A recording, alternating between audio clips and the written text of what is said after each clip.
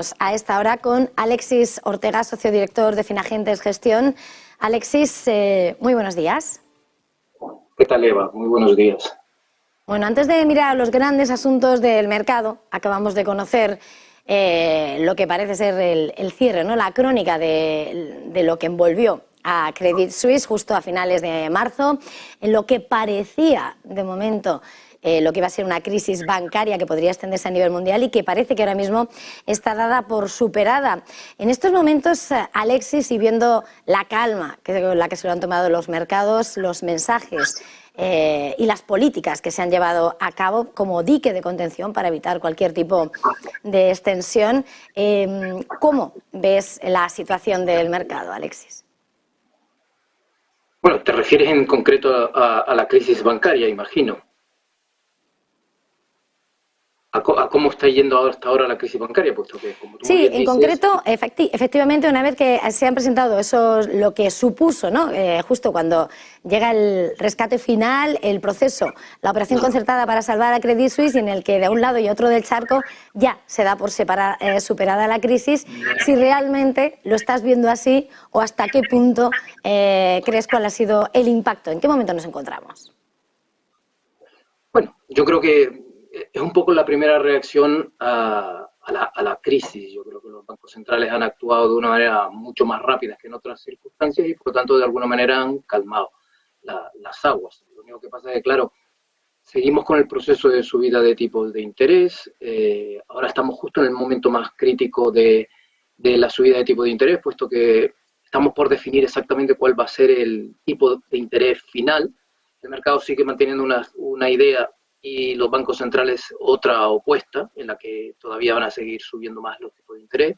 Estamos en el momento más crítico de control de la inflación. El dato de inflación de Reino Unido de la semana pasada pues nos vino a decir prácticamente que es muy rápido esa especie de idea de que la inflación estaba controlada, nos va a dar todavía más coletazos. Y luego más tarde, de fondo, el sector bancario tiene todavía problemas. Con los tipos de interés en estos niveles y con una incapacidad para remunerar bien esos depósitos, pues de alguna manera o tendrá que elegir caídas de depósito, lo cual hará renacer otra vez el conflicto, o habrá que subir la remuneración a esos depósitos, lo cual significará que sus márgenes de alguna manera se reducirán. Y luego más tarde está todo el tema de la desaceleración económica y sobre todo en la banca regional americana, en donde esa desaceleración económica está acentuándose por una desaceleración muy fuerte del sector inmobiliario.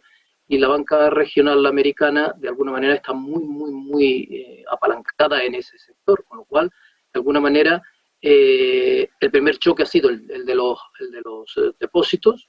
No creo que esté resuelto. Está resuelto con caídas de márgenes, o en cualquier caso, como le digo, podría estar resuelta con caídas de márgenes, pero luego ahora nos viene pues los efectos de la desaceleración económica que pueden llegar a ser muy intensos. De hecho, ya prácticamente los bancos centrales están pronunciando la maldita R, que no quieren nunca pronunciar, aunque están diciendo que va a ser muy leve, etcétera, pero esas cosas no saben ellos cómo va a producirse. Por lo tanto, yo creo que es demasiado prematuro dar por cerrada el capítulo de la crisis bancaria. En este contexto, mirando a lo que está por venir, efectivamente, la semana que viene tenemos ya esa cita con los bancos centrales. Los propios miembros de la Reserva Federal cuestionan en estos momentos la certidumbre con la que enfrentan esa reunión, mientras las apuestas giran en torno a esos 25 puntos básicos. Esta semana vamos a conocer datos de PCI, de PIB, el deflactor al consumo, el PCE, porque esa batalla por los precios, esa subyacente, sigue todavía, tiene todavía mucho que pelear. ¿Cómo se va enfilando el camino a esa cita con el FONC, con la semana próxima, Alexis? Hombre, yo creo que está claro que de alguna manera van a subir tipos de interés. El ritmo de subida de tipos de interés se ha reducido y ahora mismo estamos hablando de cuartos de punto. Y yo creo que cabría interpretar que lo más probable es que suban un cuarto de punto los tipos de interés. Pero yo creo que casi todo el debate se traslada a si esta será la última subida o habrá más subidas.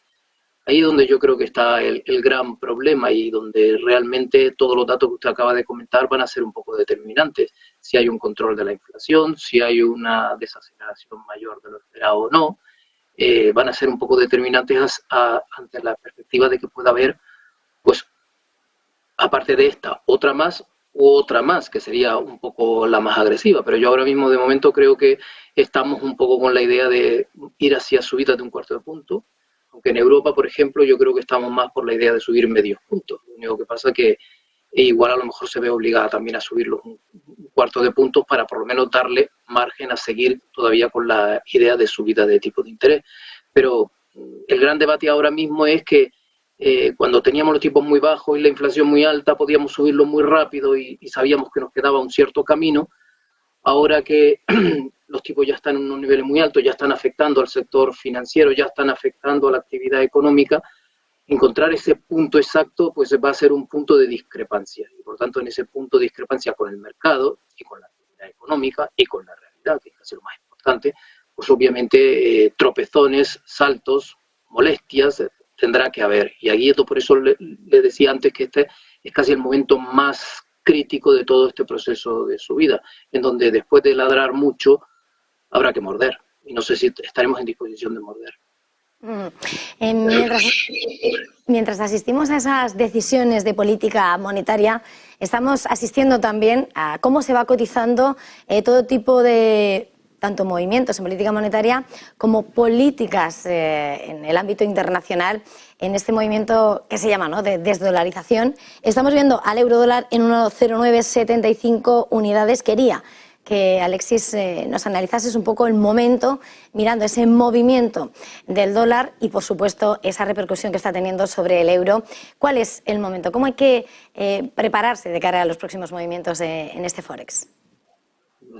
Es muy interesante, otro de los temas fundamentales, ya no el de los tipos de interés, sino que vamos a decir que todo lo que hasta ahora estamos teniendo nos lleva a un punto también importante de decisiones, es como si fuera el cruce de camino. Entonces, Occidente tiene que elegir dos opciones, o la desglobalización o la desdolarización. Hay que tener en cuenta que la desdolarización en general se va a mantener, o es un proceso imparable por parte de los BRICS, y por lo tanto la opción que podría tener Occidente sería una desglobalización, es decir, prácticamente dividir el mundo en dos zonas, en una donde se mantenga la dolarización completa y en otra donde se abandone por completo. Esa sería la desglobalización. La desdolarización sería aceptar que el dólar también va a tener menos peso en la otra parte y por lo tanto, de alguna manera, con eso mantendríamos la globalización. Por lo tanto, la desdolarización se mantendría. El problema ahora mismo es si nosotros vamos a aceptar que también nos afecte a nosotros, que sería la desglobalización. Esto es un problema muy importante para Estados Unidos, puesto que de alguna manera va a limitarle su capacidad de incumplir la ley de la gravedad de las finanzas, y de alguna manera eso puede dar lugar a necesidad de una serie de medidas muy duras en cuanto a su capacidad de financiación y a su capacidad para financiarse prácticamente de una manera gratis en los mercados por esa posición del dólar, y por lo tanto de alguna manera es un problema adicional más para la Reserva Federal. Los discursos de Lagarde y sobre todo el de Yellen de la semana pasada de alguna manera nos estaba diciendo que aceptaban que el proceso de desdolarización, que no ha empezado ahora, sino que se ha acelerado ahora, y algunos, cuando han visto la aceleración, piensan que se ha producido, pero este proceso lleva prácticamente produciéndose desde el año 2012, 2014.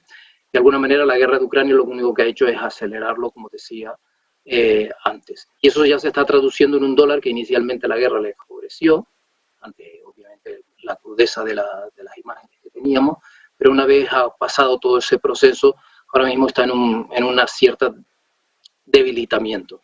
Que ahí en este momento me parece relativamente excesivo, porque prácticamente teníamos niveles por debajo de la paridad prácticamente al inicio de noviembre y ahora estamos ya en los 1.10. Por lo tanto, de alguna manera, procesos de corrección es probable que pueda haber en algún momento. Yo no descartaría incluso niveles alrededor de 1.08, pero yo creo que el medio plazo es un medio plazo, por lo menos con respecto al euro, de un cierto grado de debilitamiento. Entre otras cosas, puesto que parece que Europa tiene más margen para continuar subiendo los tipos de interés, no poniéndolos por encima de los americanos, pero sí para reducir ese margen con respecto a los americanos. Y una cosa muy importante también, el dólar estaba muy sobrevalorado y por lo tanto en ese proceso de normalización pues obviamente le toca irse hacia niveles obviamente por encima del 1.10. Pero como le digo, yo creo que eso es un proceso de medio plazo. Ahora yo creo que lo lógico sería una pequeña corrección antes de continuar debilitándose. Saltando de asunto, pero siguiendo en el mercado de política monetaria, mejor dicho, esta semana se estrena Kazuo Uoda en el Banco de Japón. No se esperan cambios y Japón es justo, ¿no? La alternativa es el caso contrario de lo que estamos viendo en la FED, en el Banco Central Europeo, en un momento, bueno, ya hace décadas, muy diferente en su camino, lucha con los precios, muy diferente. ¿Qué esperas de alguna manera con ese cambio al frente del BOJ y, por lo tanto, de cara al yen? ¿Cómo lo ves? Bueno, en general yo creo que el Banco de Japón no tiene prácticamente casi ningún margen como para cambiar su política. Y yo creo que el nuevo presidente del Banco Central de Japón va a seguir prácticamente con la misma política que hasta ahora ha venido teniendo. Eso, desde luego, quedarse al margen un poco de las medidas de lo que se está llevando al otro lado del Atlántico y en Europa, obviamente eso perjudicará al yen, pues de alguna manera significará esa lucha entre control de la inflación y control de los mercados y sobre todo de la deuda pública japonesa. El Banco de Japón va a decidir, obviamente, sacrificar la inflación y, por tanto, hacer más por la estabilidad de los mercados financieros y, sobre todo, de la deuda. En estos momentos, el Banco de Japón prácticamente dispone de toda la deuda pública casi que se ha emitido y en estos momentos incluso tiene unos niveles de endeudamiento muy por encima del 200%, con lo cual, de alguna manera, nos viene a decir que la situación es un poco complicada en Japón. Eso tendrá que traducirse obviamente en un yen que desde luego continúe debilitándose, pero sobre todo debilitándose contra el euro.